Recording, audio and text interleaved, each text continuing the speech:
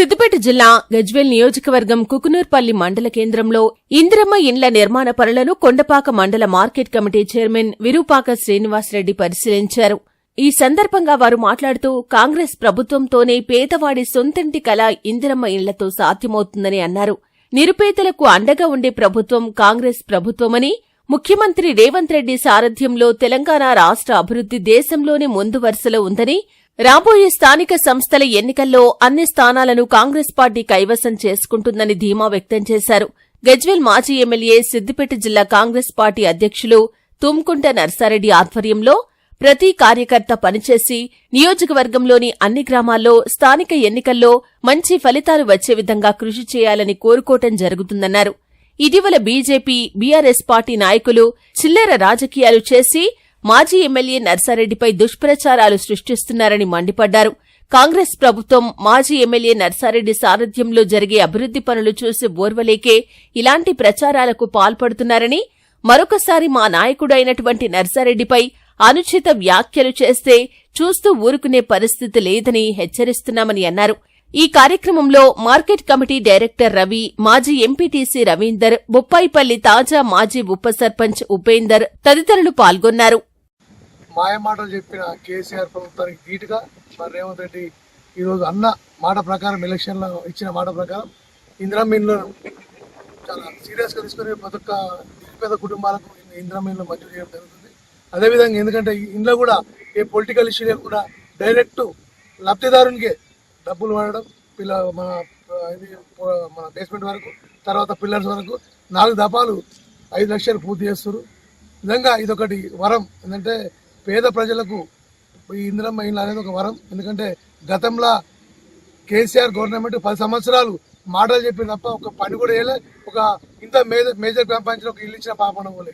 ఈరోజు మరి రేవంత్ అన్న గారి ఆధ్వర్యంలో ప్రజాప్రభుత్వంలో ప్రజాపాలన కోసం అందరూ కూడా మంత్రులు కానీ సీఎం కానీ కష్టపడుతున్నారు. నిజంగా ఒక అదృష్టం. ఎందుకంటే అన్ని వాగ్దానాలు ఒకటిగా చేస్తున్నారు. ఈరోజు ఎలక్షన్ సీఎం అయిన తర్వాత స్టార్టింగే మహిళలకు ఉచిత బస్సు ఇచ్చారు. తర్వాత గృహజ్యోతి కింద 200 యూనిట్ ఫ్రీ కరెంట్ ఇచ్చారు. తర్వాత మన రైతు భరోసా వేసారు. 9 రోజులనే 9,000 కోట్లు రైతు భరోసా వేసారు.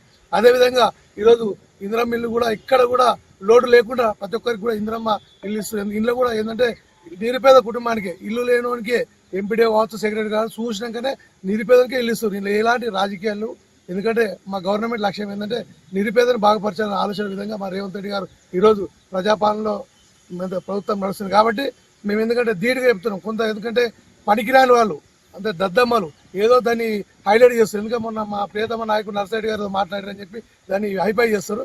ఎందుకంటే తప్పదు. ఎందుకంటే మా కళ్ళమ్మ కూడా కనబడుతుంది మేము చేస్తున్నది.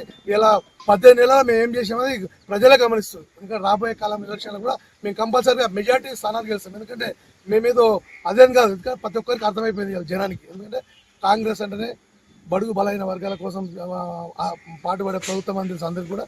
మేము కూడా ఏంటంటే అందరికి కూడా ఈరోజు ఏ విషయంలో కూడా లోటు లేకుండా ప్రజలు సుఖ సంతోషాలతో ఉన్నారు. ఎందుకంటే గతంలో గవర్నమెంట్ ఎలాంటి కూడా మాటలు చెప్పి తప్ప ఎలాంటి కూడా ప్రజలకు అందుబాటులో లేరు, అందుబాటు చేయలేదు. ఏమున్నా స్కాములు చేయరు. ఏంది ప్రాజెక్టులని, రోడ్లని తప్ప ఇంత చూస్తున్నారు. ఇక్కడ ఈ బ్రిడ్జి ఉన్నది, ఇక్కడ పోయేటప్పుడు గతంలో టీఆర్ఎస్ గవర్నమెంట్ శాంక్షన్ చేసిన బిల్లు కూడా వాళ్ళేదు. రోడ్లు కూడా అధ్వానంగా ఉన్నాయి. ఎందుకంటే వాళ్ళు అప్పులు చేసి పెట్టిపోయారు. కాబట్టి దాన్ని ఏంటంటే మా రేవంత్ అన్న గారు ఎందుకంటే దాన్ని 1 by 1 చేస్తున్నారు. నిజంగా అది అదృష్టం. ఎందుకంటే ఒక రేవంత్ రెడ్డి గారు సీఎం అవ్వడం ఇలా తెలంగాణ ప్రజల అదృష్టం.